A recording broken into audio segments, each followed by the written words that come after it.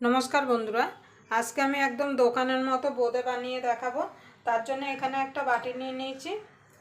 এবার বাটির উপর বসিয়ে দেবো একটা ছাঁকনি।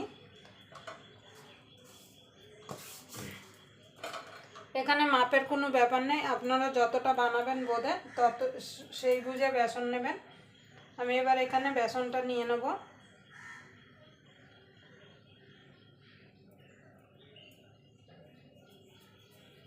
আমি এখানে 1 কাপ বেসন নিলাম, মানে মেজারমেন্ট কাপের। এখানে 150 গ্রাম মতো বেসন আছে।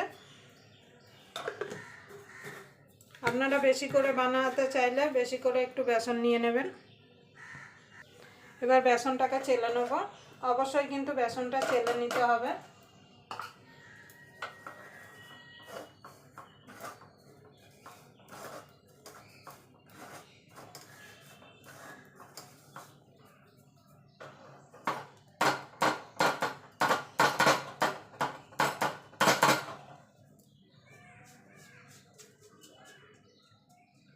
দেখুন বন্ধু, আমি বেসনটা ভালো করে চেলে নিয়েছি।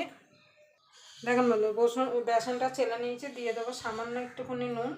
যে কোনো মিষ্টি জিনিসে কিন্তু নুন দিলে খেতে কিন্তু ভালো লাগে। এবার অল্প অল্প করে জল দিয়ে বেসনটাকে ভালো করে গুলিয়ে নেব।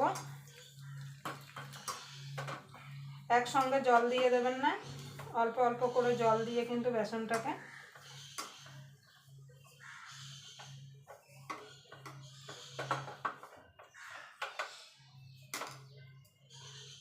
আপনাদের যদি ভিডিওটা দেখে যদি ভালো লাগে তাহলে অবশ্যই একটা লাইক করে দেবেন, শেয়ার করে দেবেন, আর চ্যানেলটা অবশ্যই সাবস্ক্রাইবার করে নেবেন, আর পাশের বেল আইকনটা অবশ্যই বাজিয়ে দেবেন আমি যখন কোনো নিত্য নতুন রেসিপি আপলোড করব সবার আগে পাওয়ার জন্য। তাই চলুন বেসনটা আমি ভালো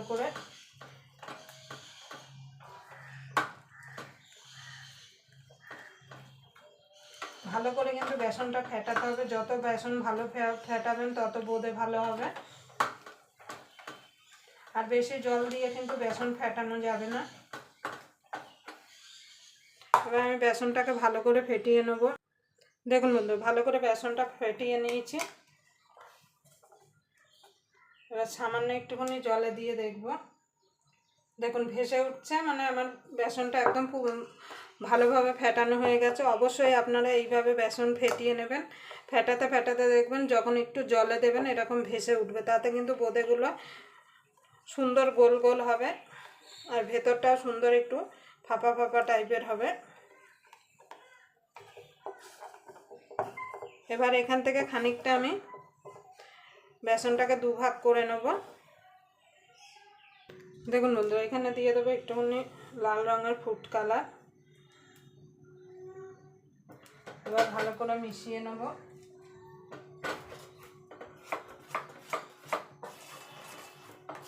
এতে কি হবে, দেখতে ভালো লাগবে। আপনারা চাইলে পুরো হলুদও, মানে এমনি কালার ছাড়াও কিন্তু বোঁদেটা বানিয়ে নিতে পারেন।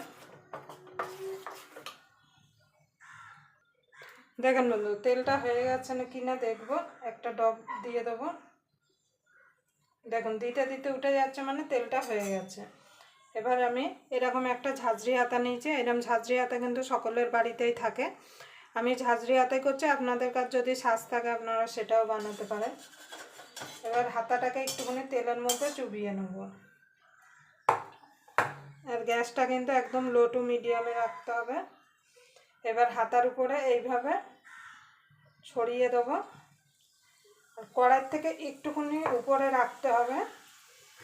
দেখুন কত সুন্দর দেখুন পড়ছে, পড়েই দেখুন উপরে উঠে আসছে।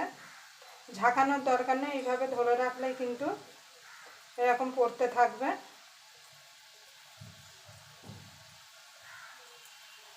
দেখুন কত সুন্দর দেখুন পড়ছে, আর দেখুন কত সুন্দর গোল গোল হচ্ছে। এবার আমি এগুলোকে ভেজে তুলে নেব। দেখুন বন্ধুরা, এইগুলো ভাজা হয়ে গেছে, এগুলো আমি তুলে নেব।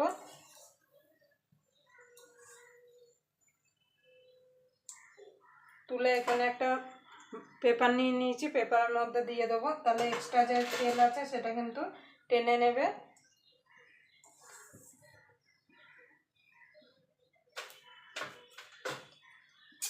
এবার আবার আমি দেব।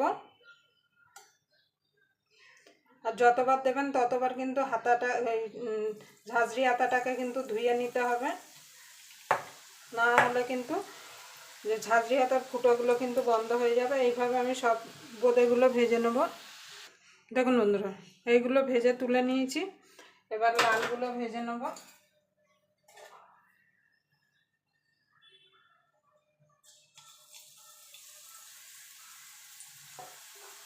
এখানে কিন্তু আমি খাবার সোডা ফোটা কিন্তু কিচ্ছু দিইনি।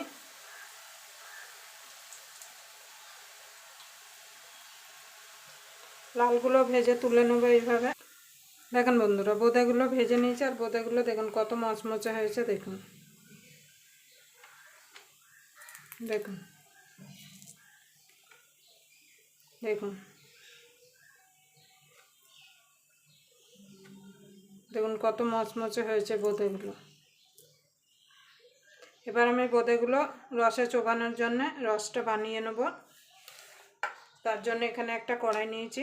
কড়াইতে দিয়ে দেবো 1 বাটি চিনি।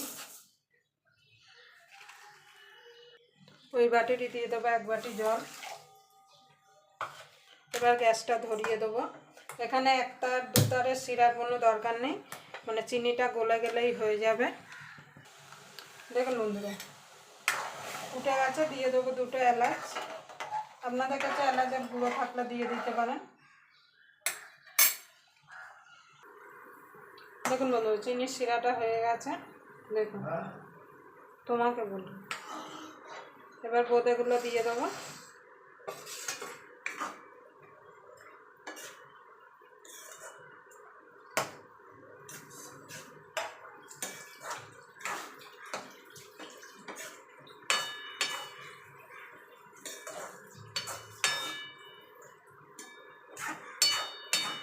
এবার বোঁদেগুলো আমি এই রসের মধ্যে 10 থেকে 15 মিনিট ভিজিয়ে রাখবো। তাহলে বোঁদের মধ্যে সব রসগুলো ঢুকে যাবে।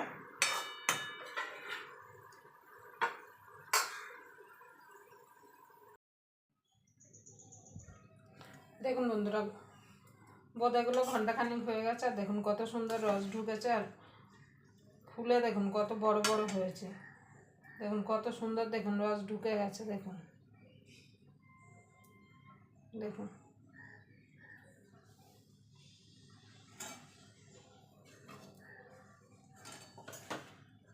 আপনারা এইভাবে অবশ্যই বাড়িতে বানিয়ে নেবেন।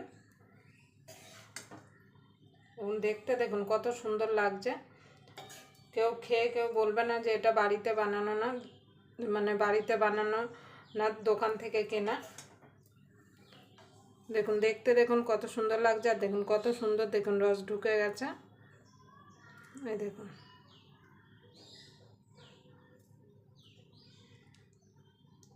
দেখুন। আবার আপনাদের সঙ্গে কোনো নতুন রেসিপি নিয়ে দেখা হবে। ততক্ষণ পর্যন্ত আপনারা ভালো থাকবেন, সুস্থ থাকবেন।